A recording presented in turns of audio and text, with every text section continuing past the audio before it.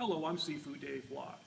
This video is about stance turning, or juen as it relates to combat applications in Wing Chun.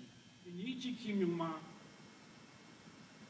the whole purpose is to train your body to have forward force, or what we call gonglik, which means pelvic force.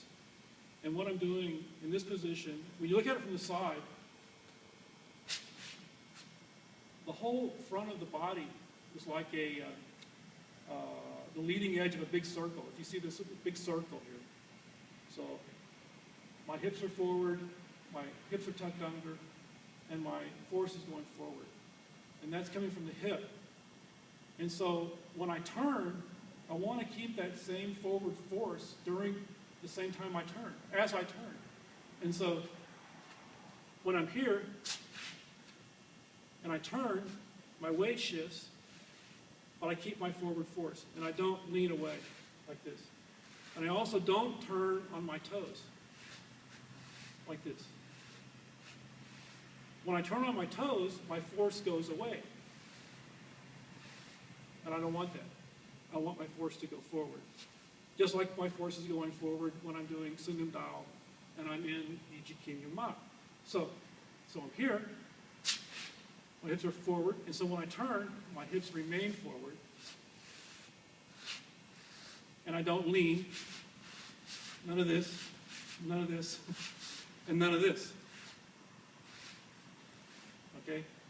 So I'm going to bring in one of my students, and we'll show you a little bit of what I'm talking about. So what I'm going to do is I'm going to get Garrett to feed me some punches, and I'm going to illustrate this.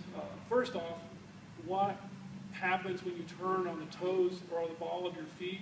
If I turn like this on the balls of my feet versus the rear of my feet, and then I'll demonstrate turning on the rear of your foot or the heel. So here comes Garrett with his punch, and now I'm turning on my toes. Now notice the difference when I turn on my toes. I'll go back one more time. Just go slow. I move away from Garrett's face. And that's actually where I want to counter punch. I want to hit Garrett's face. And so I'm here, boom, and I'm pushing myself away from my opponent, which I do not want to do. I actually want to simultaneously defend and counterattack in one action. And if I move away like this, I'm not able to do that because you can see that I'm missing him by this much. So here we try one more time. See how I come up short? I'm not able to reach it. And so now I'm going to show you the difference when I turn on the back of my foot. So he comes forward again. Obviously, I reach him.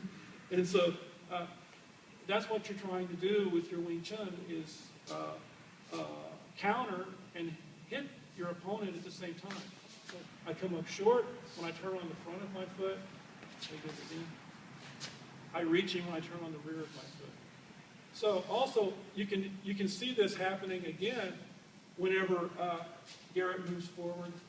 This time I'm just going to try to give him a little send-off when he comes in as I do the counter. Instead of hitting him, I'm just going to give him a little bit of forward force coming from my opposite hand, from my defending hand. So here he comes again. This time, I'm able to reach him and send him away because I'm turning on the rear of my foot. One more time. This. So now I'm going to turn on the back, on the toes. So this is an example of turning on. This is an example of turning on my toes. Go again. I go away. Can you see my feet? Okay. Turning on the toes. Go again. I move away. He goes again. Turning on my toes. I move away. Now I'll turn on the rear of my feet, and he feels the effect of my turn. Because I know a lot of people in Wing Chun do turn on the front of the foot, and I think if you add to your practice turning on the rear of the foot and keeping your hip engaged as you turn, you'll get a whole new effect and a lot more energy transfer. But experiment with it, and don't be afraid to try new things. Thank you very much.